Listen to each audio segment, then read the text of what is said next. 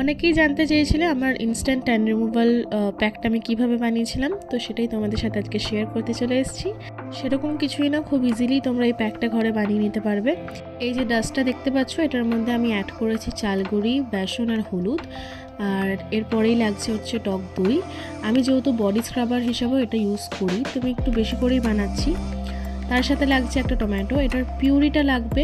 এরপর আমি নিয়ে নিচ্ছি হানি, তোমরা যে কোনো ব্র্যান্ডেরই হানি ইউজ করতে পারো। এই প্যাকটা যে কোনো স্কিনে তোমরা ইউজ করতে পারো, কোনো প্রবলেম হবে না।